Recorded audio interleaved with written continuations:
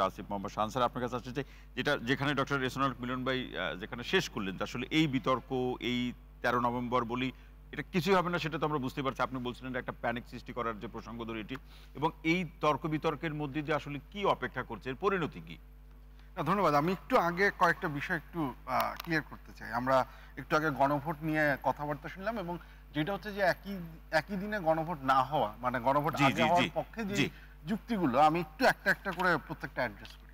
একটা যেটা কিছু অলরেডি অ্যাড্রেস করা হয়ে গেছে যে একটা যেটা বলা হচ্ছে যে এটা না হলে ২০২৯ সাল পর্যন্ত আমরা এটা মোটামুটি clear that's not the case. কারণ কনস্টিটিউশন অনুযায়ী যে কথাটা বললেন উনি যে আপনার যদি মানে পার্লামেন্ট ভেঙে যাওয়ার এতদিনের মধ্যেই করতে হবে। পার্লামেন্ট ভেঙেছে কবে দেখেন সেই দিন পার হয়ে গেছে। সো এসেনশিয়ালি হচ্ছে গিয়ে সেটার সাথে এটার কোনো সম্পর্ক নেই। দ্বিতীয় যে কথাটা বলা হলো যে আপনার গণভোট এটা যদি না হয় তাহলে আমরা পরবর্তী পার্লামেন্ট ইলেকশন করতে পারবো না। আমি একটু পড়ে শুনাই যে আমাদের যে দুইটা বিকল্প প্রস্তাব আছে, দুইটা বিকল্প প্রস্তাবে ৮-এর ক আছে। ৮-এর কতে কি বলা আছে? এই আদেশ জারির অব্যবহিত পর অনুষ্ঠিতব্য জাতীয় সংসদের সাধারণ নির্বাচনে নির্বাচিত প্রতিনিধিগণের সমন্বয়ে একটি সংবিধান সংস্কার পরিষদ গঠিত হবে, যাহা সংবিধান সংস্কার বিষয়ে গাঠনিক ক্ষমতা প্রয়োগ করিতে পারিবে। যেটা ইম্পর্টেন্ট, গণভোটটা যেটা করছে সেটা হচ্ছে এই পার্লামেন্টকে কনস্টিটিউয়েন্ট পাওয়ার দিচ্ছে, গাঠনিক ক্ষমতা দিচ্ছে। কিন্তু এই পার্লামেন্ট ইলেকশন হওয়ার জন্য মানে গণভোট হচ্ছে বা গণভোট এটাকে ডিটারমাইন করছে এরকম একটা শব্দ একটা বাক্য এখানে এরকম কোনো কিছু নাই। সো এটা বিকল্প ২-এও আছে, বিকল্প ১-এও আছে। কাজে বুঝতে পারছেন এই লজিকটা তো কাজ করে। শুনালেন আপনি বুঝতে পারছেন এই লজিকটা তো কাজ করে না এখানে। না এখন এই লজিক এটা তো আজকের ঐক্যমত দরকার ছিল। না কমিশন যদি সংবিধানই সবকিছু হতো, সংবিধান যদি হতো আজকের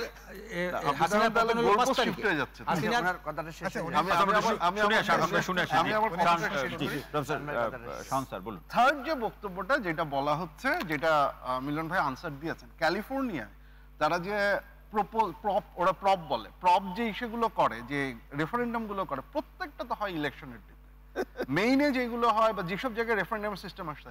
Switzerland one of the country of the world যারা ডিরেক্ট ডেমোক্রেসির প্র্যাকটিস করে।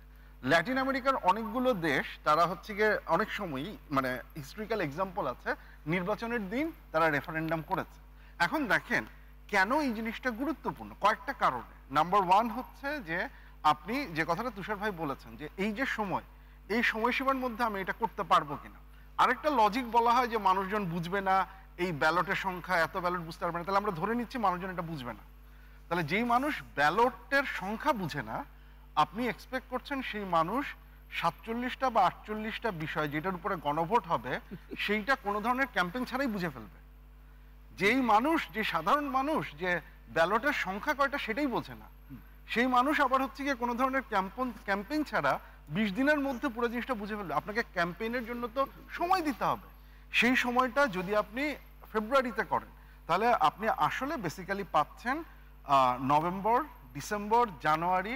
আপনি অনেকগুলো বিষয় নিয়ে মানুষকে, আপনার যদি আসলেই উদ্দেশ্য হয় যে কথাটা মঞ্জু ভাইও বললেন যে মানুষের একটা সম্মতি নেওয়া, তাহলে তো আপনাকে মানুষকে বুঝাতে হবে, মানুষকে তো জানতে হবে আমি যদি হ্যাঁ ভোট দিই তাহলে এটার কনসিকুয়েন্স কি হবে, আমি যদি না ভোট দিই সেটার কনসিকুয়েন্স কি হবে। মানুষকে তো আপনি এটা এক্সপেক্ট করতে পারেন না যে সে না, তাহলে তো ওই বক্তব্যটা যে মানুষের মতামত আপনি চাচ্ছেন এই লজিক তো খাটে না। দিলে কি হবে এটা নিয়ে তো ভাবার কোনো সুযোগ নাই, মানুষ না দিলে না দিবে। হ্যাঁ সেটাই, মানে অ্যাটলিস্ট হচ্ছে গিয়ে এই জিনিসটা তো ইস্যু করতে হবে। তো তাহলে এইটা যদি না হয় তো তাহলে এই চারটা যে লজিক আমি বললাম যেটা আছে কোনোটাই তো আসলে ধোপে টিকতেছে না। তো তাহলে এসেনশিয়ালি আমরা কি কারণে কোন যুক্তিতে বলছি যে আমরা এটা করবো, আমি একদম স্পষ্ট এই লজিকগুলো দিয়ে বললাম। এখন আমরা কেউ যদি গোলপোস্ট শিফট করে অন্যদিকে নিতে চান নিতে পারেন, কিন্তু এই লজিকগুলো আমার কাছে গ্রহণযোগ্য, আপনার কাছে গ্রহণযোগ্য।